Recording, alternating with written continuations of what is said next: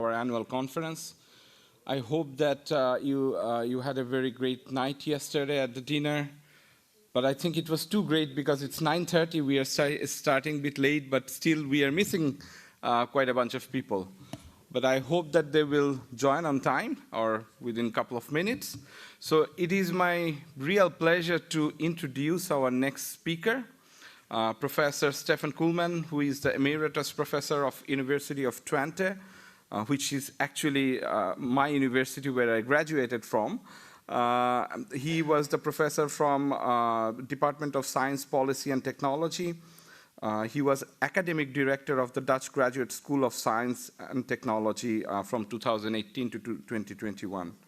He works on research and technological innovation as social and political processes, focusing on governance, politics, and he publishes widely in the field of research and innovation policy studies. Before joining at University of Twente, he held leading positions at the Fraunhofer Institute of System and Innovation Research and was professor at the Copernicus Institute of University of Utrecht. He has held several leading roles in many international collaborative research projects and networks funded by the national organization as well as the European Commission, including S4D4C on science diplomacy, where we actually encountered his great work. He was also responsible for another project earlier for focusing on responsible research and innovation in anticipatory governance framework. So it is my pleasure to welcome Stefan.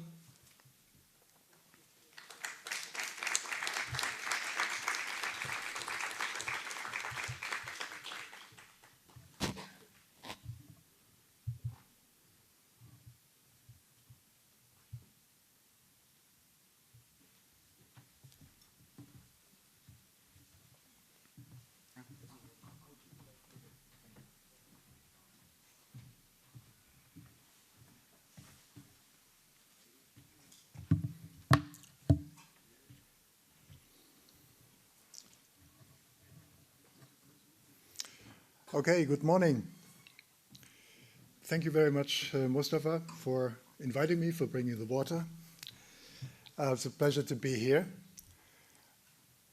to talk to you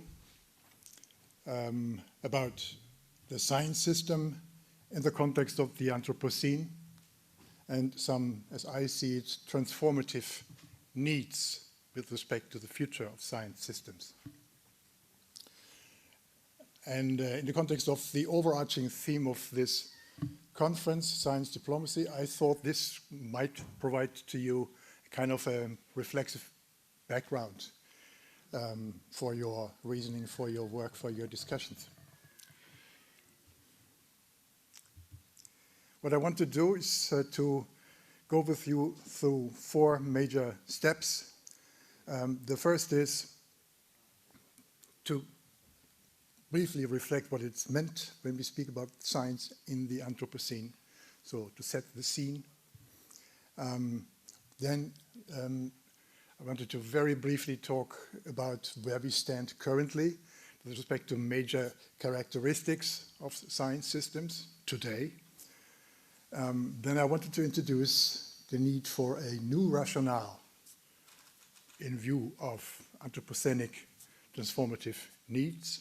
And then 4th, discuss a few consequences for the governance of science systems, research funding and the like. And that's it. Now, the main theme, the focus here, science and the Anthropocene, beyond the exploitation of the planet. Now, modern science has been conceived as a public good, as a source of diversity and flexibility. That's the way Michel Calon, a French sociologist and economist, had put it years ago. Flexibility, diversity. And here's a quote. He says, that rests on the diversity of interests and projects that are included in those collectives that reconfigure nature and society. So we see here ideas of public good, but already also the involvement of science and society in reconfiguration, the context in which we are working. So there's some ambiguity in this quote, at least in my reading. Because on the other hand, modern science, science-based knowledge production, is driven by a, as some people have said, golem-like search for effective exploitation of nature. That's a strong statement, I think, but I'll return to it later. Take it for a moment. So we could say in the Anthropocene, the notion that has been coined by Crutzen and others, Nobel Prize winner, in the future, a transformed science system, that's my main message here, will be necessary, and its governance must take a planetary perspective on the limited resources for human survival as a leading idea. And second, it must also understand the evolutionary feedback loops of scientific and technological progress. I'll return to that also in a minute. The two main points, that's in a way my key message that I wanted to get across today. Now, where do we stand right now? Funding for public and also private, but mainly I'm speaking about public. Funding for science and research takes place via a wide range of channels and of formats, from funding of individual researchers to supporting large interdisciplinary partners, consortia of partners from science, industry, society. It includes also the Marie Curie actions, which fantastic measures to support young people in a European context. So my point is there's a huge scope meanwhile available in Europe in the various national contexts and so on. Second, research processes are very diverse. They range from classical ivory tower activities to laboratories, but also far into business and society. So what is meant by scientific research is means a huge diversity of activities of individual and collective action. The disciplinary boundaries are blurring. Innovative transdisciplinary epistemologies are emerging, in which in turn then also set new trends, so new invisible colleges are emerging. So in other words, science is continuously evolving, and new structures, also epistemologically, are emerging. The career prospects of people in science and the evaluation of scientific achievements are under increasing competitive pressure locally and internationally. So there's a market, there's a world market for good researchers within which one has to survive and to make one's way. This is reflected in the management of universities and research organizations. Meanwhile, professional standards are given central importance, and they can even have bizarre momentum of their own. At least I have experienced that once in a while.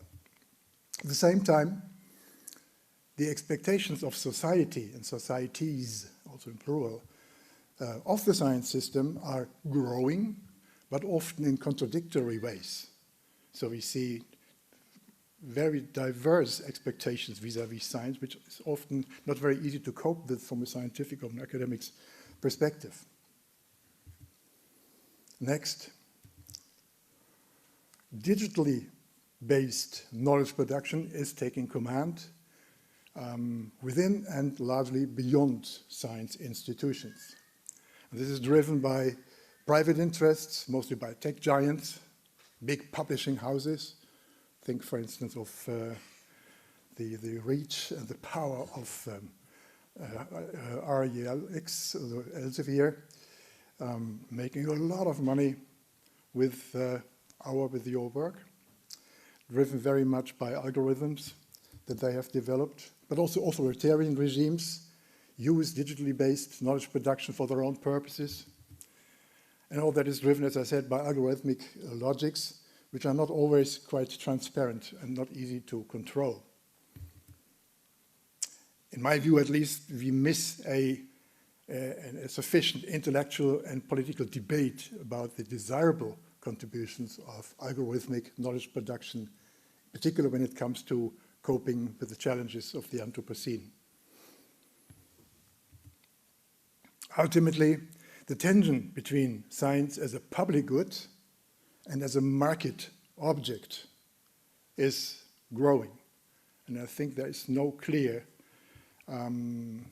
normative positioning in the debates that we do have about the future of science society, and in particular in the Anthropocenic transformative context. That means there's a need for a new rationale of science in a transformative Anthropocenic context. The traditional ethos of public science claims, as we all know, to be guided by the imperatives of a universalism, cooperation, altruism, and systematic skepticism. These are the kudos, so-called kudos imperatives suggested by Merton long ago. This is the positive self-image of science as a system and as communities.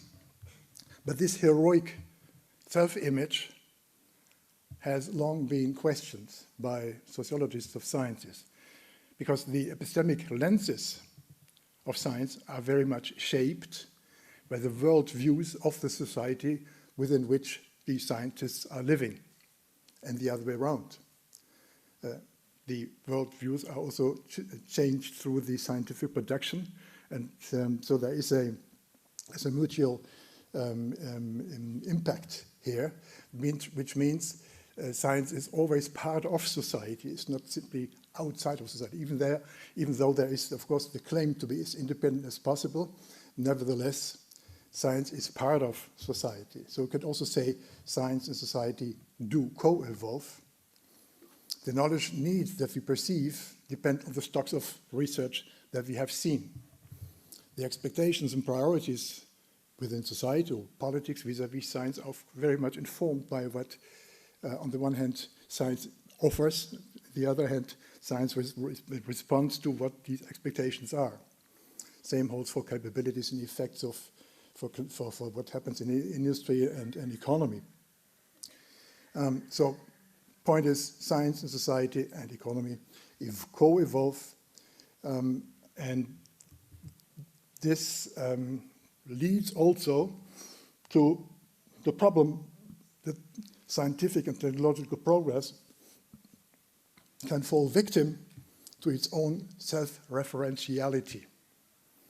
Because science not only explains the world, it also shapes it through its perspective. But that means also that it potentially can occlude other paths, ontologically and physically.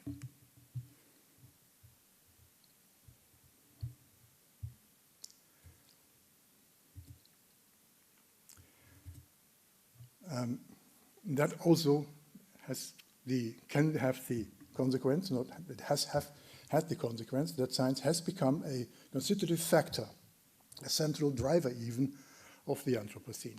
It's part of it, and also of its dilemmatic effects. These are statements and points that are made by, for instance, Jürgen Renn in his Historian of Science, by Crutzen also. In the last 15 years, let's say, colleagues have more and more come across this reasoning. Large areas of the modern scientific system are geared towards an effective, scientifically and emerging, and engineering-based exploitation of natural resources on planet Earth. Not all science, surely not, but much of it, and that's of course part of the intellectual context within which science as a venture develops. Therefore, as I said already in the beginning, the point has been made that science is a kind of a golem.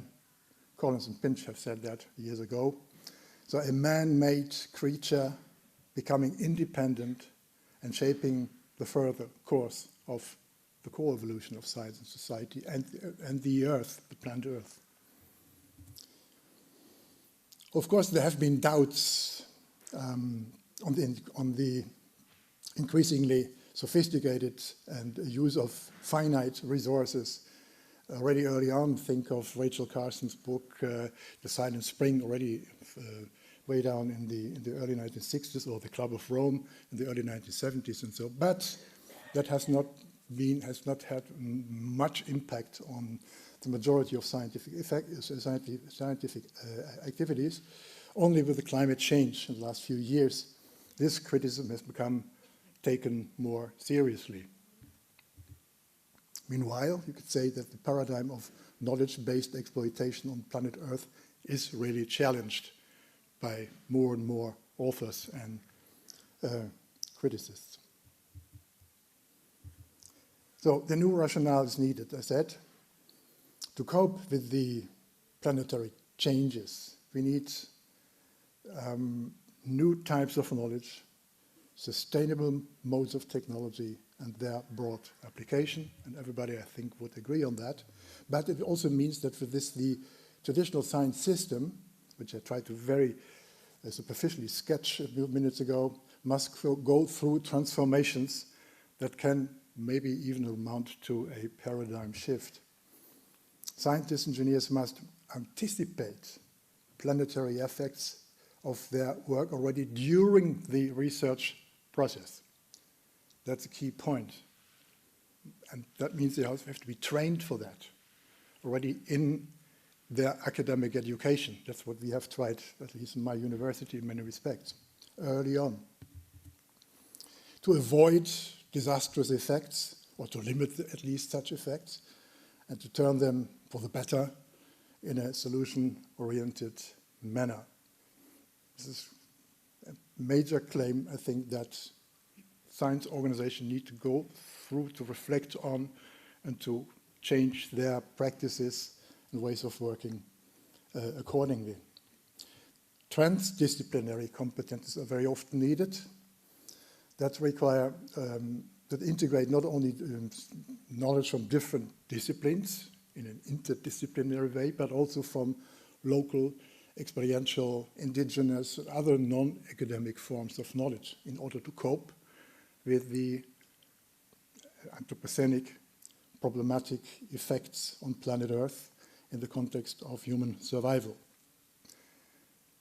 What you see here, this picture, is a take from the design lab of my university, where we try to collaborate not only with the students, but also with students, researchers, citizens from the region on challenges which are very concrete for people in the region, whether it's the health system or the agricultural system or so. Students, researchers, experts, policymakers work together to find solutions in a transdisciplinary way. And relatedly, there are educational programs that support this. It's just an example of, at least an effort to follow this new rationale that I was talking about. Now, if we accept this new rationale, then also new modes of governance in science organizations and their funding would be needed.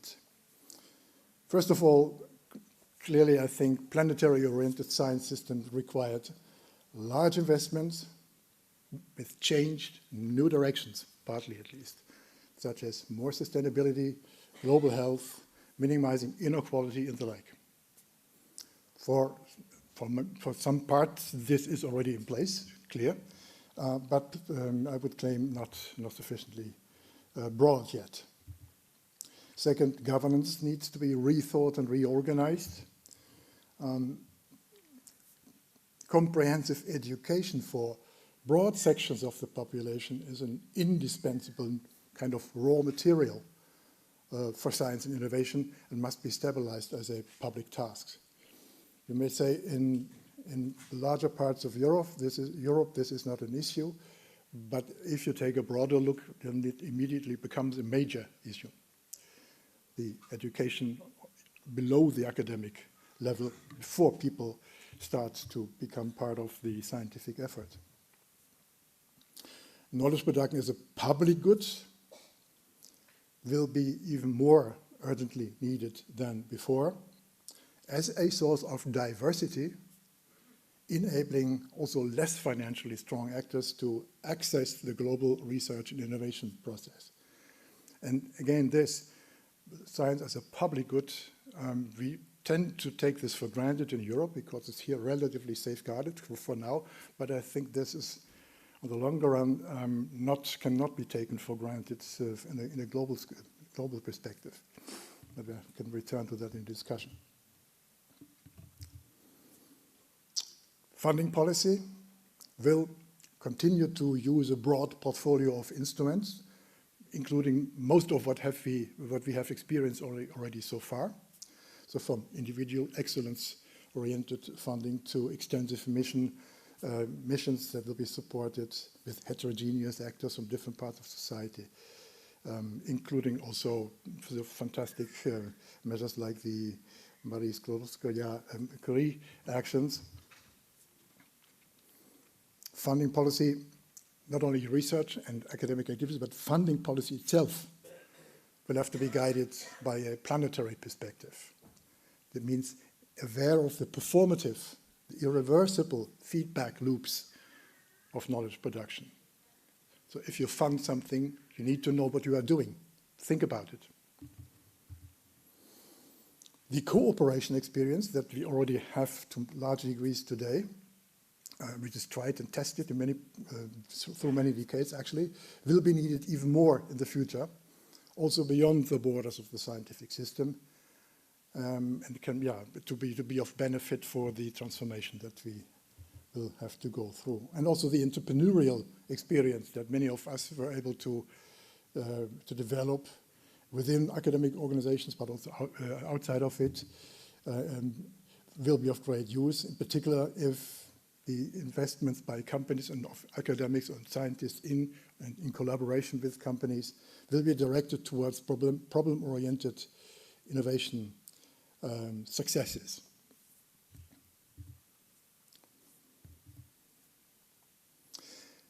Methods that have been established for assessing and evaluating research activities of projects, of careers, of individuals need to be further developed according to the new rationales that I mentioned.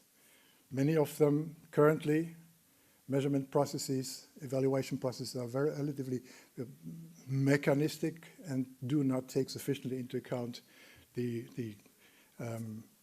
problem-oriented scope that I tried to sketch so far. That should also be reflected in the labor market for scientists.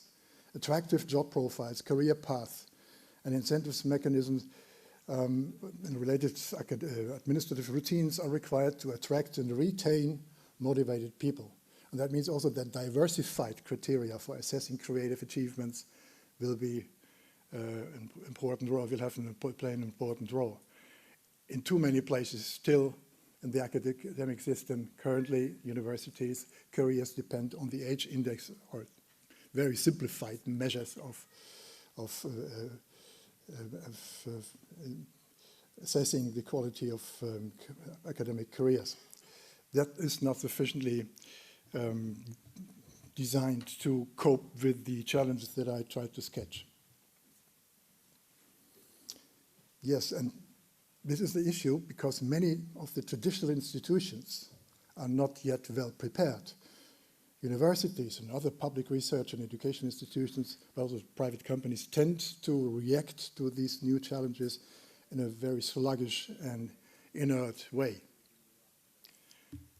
Therefore, from a governance perspective, you can also say that organizational unlearning and relearning will be crucial, and corresponding skills would have to be promoted individually and also across the institution, and necessary infrastructures, capability building infrastructures would have to be established and nurtured. Now having a look at the digital knowledge production, certainly big data-based knowledge production, the private sector tech companies will need further regulation and supervision. National governments and above all the European Union can set and must set standards here. To my degree, to my impression, this has not sufficiently been done. Selectively generated big data-based knowledge production, whether by tech giants or by public institutions, can make a significant contribution to identifying and testing socially and politically desired solutions in innovation. So my point is here, if we would do it consciously, the work with big data-based knowledge production, the widest sense, algorithmic knowledge production can be very helpful, but it needs to be done in a safeguarded context that we have further develop.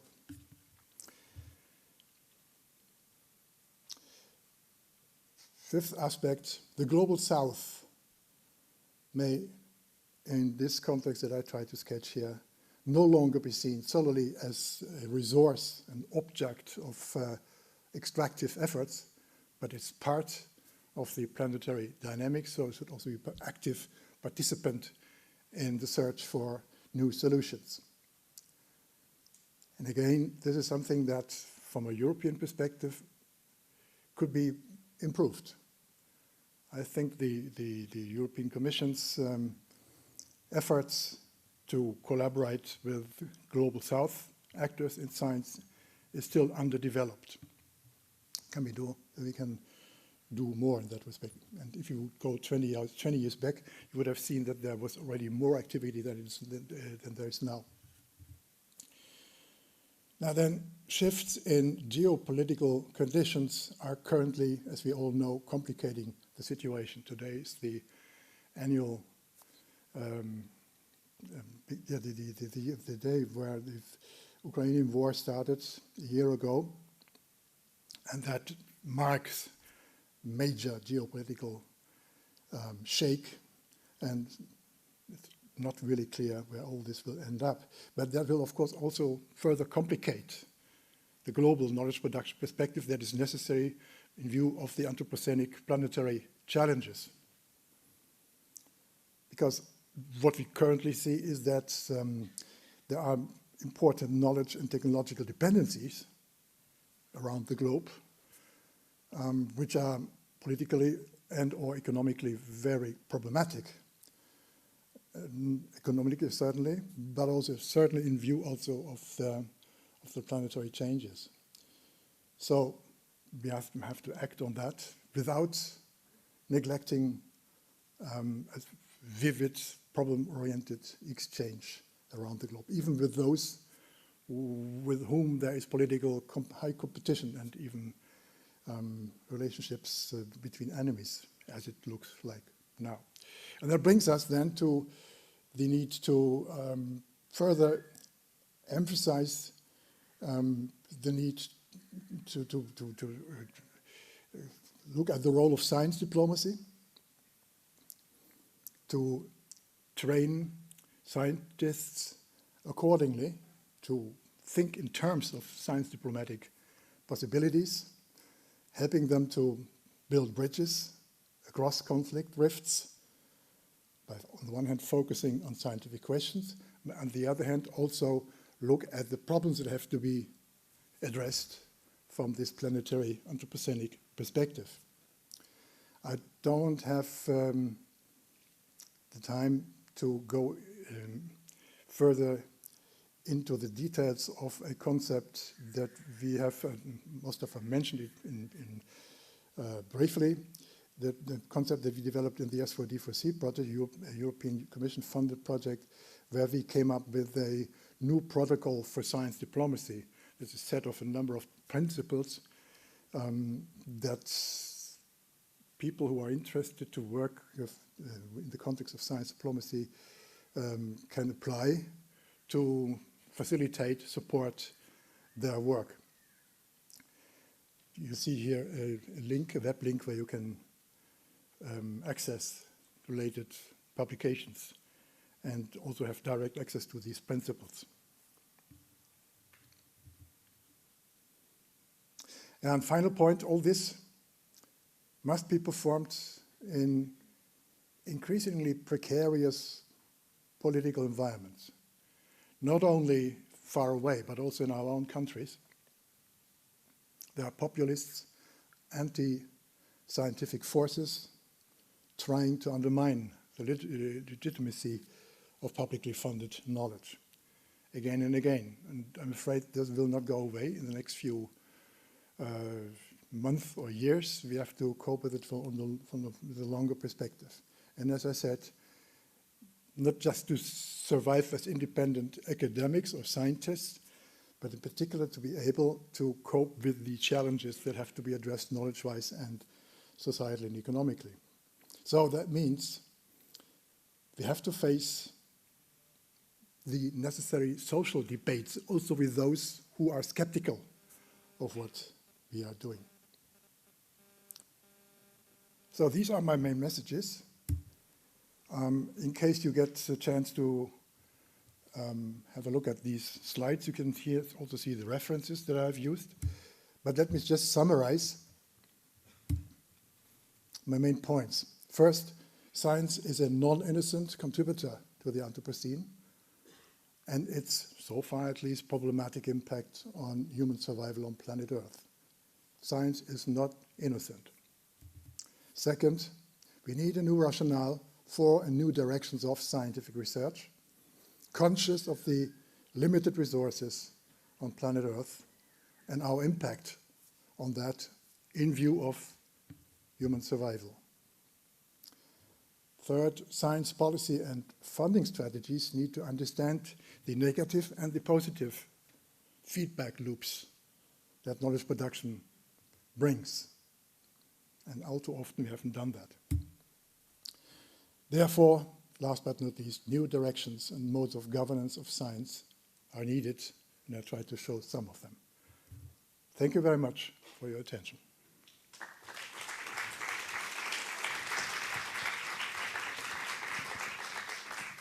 Thank you very much, Stefan, for a very insightful talk. Now the floor is open for questions. Any question, comment? I cannot see this side. I can bring the mic. Ah, okay. Starts with the chair. Thank you for a very interesting talk. Sorry, my voice is getting a bit affected already.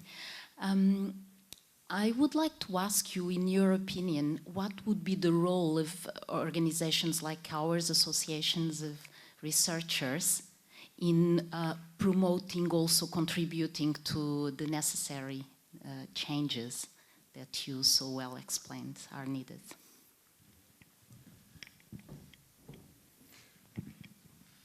I mean, first of all, organizations like yours are extremely important because they support the collaboration and the knowledge exchange of intellectually and research-wise active people, ambitious people across disciplines, across national borders. That's as such already a very important contribution.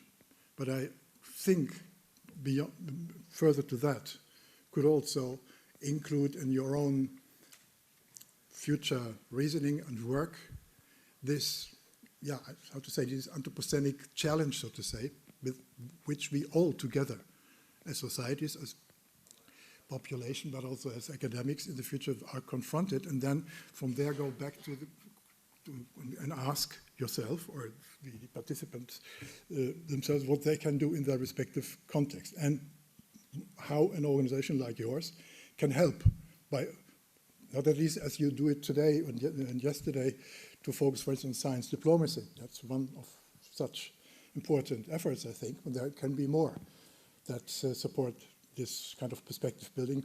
In particular, because you in your organization focus on the younger generations of scientists. So when you say the future leaders in science organizations, I think that is a fantastic place that you have that you can use. I don't know whether it's, helpful. Thank you. Yeah.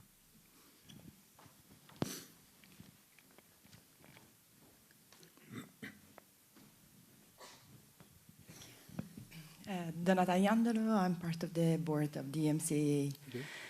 First of all, thank you for the presentation and the overview. I'm a bit scared, to be honest, because as a scientist myself, I feel that we don't really have the tools. Like when we are, let's say, in a lab and we are focused on writing grants or, doing research, like taking the perspective, that there is a world out there in a way, and there is a world out there with which we should communicate and we should learn the tools for communication. It seems such a complex task, and we should be so aware of so many different things.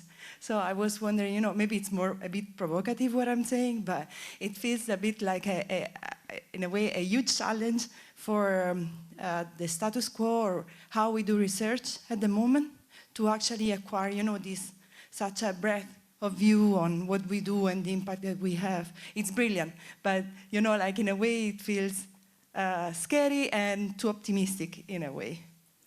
But more a comment, sorry. Yeah, okay, but yeah, thank you very much, because that's an honest statement.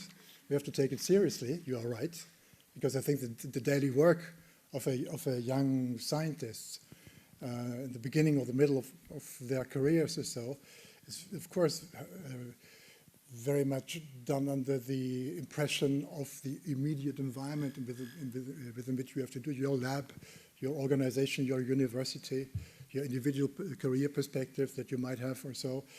That's normal, and that's the way it works. It should work, actually.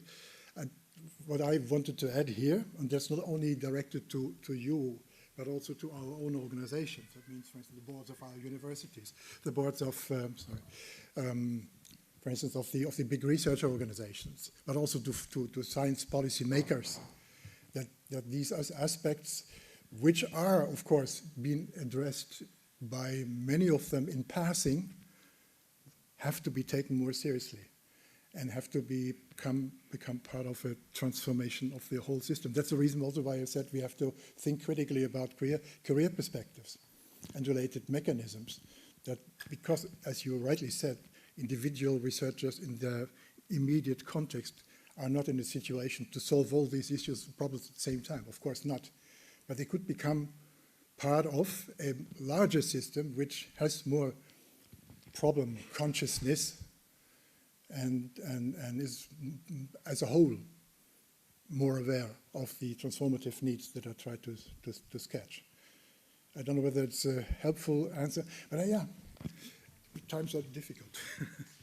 Sorry, just maybe adding thing. I mean, it was really like something that maybe yesterday Martin Adler said also about the need for training, because I feel that, like we are, so I'm starting now my own laboratory, so it's there is already a big responsibility there, but then like you need to learn to talk to the heads of the research institution and the founders, but then there is a completely different vocabulary and a completely different attitude in how you would address, or I would address, different audiences, and therefore I think it would be really nice to think also about the needs for trainings or development of, let's say, other skills that are complementary to the specific research in no matter what discipline we are working.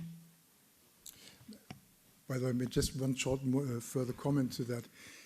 I think the Marie Skłodowska-Curie actions, in part, are already making efforts to address at least elements of what I was talking about. I have myself been able to contribute and collaborate very closely, for instance, with ITN networks. And what I saw there, one of my PhD students, for instance, was participating in it. What I've seen there, that in this network that they have established, not only focusing on the individual research tasks of the participants and the overarching theme, but they were also making efforts to train actively and practically the participants, the PhD students here, to cope with societal issues through their research, but also letting them experience the interaction that you were talking about, the different languages, so to say, that one would have to speak. So I saw that there as active part of the program. I was very impressed by that. So I could say there's already quite some ground on which one could build.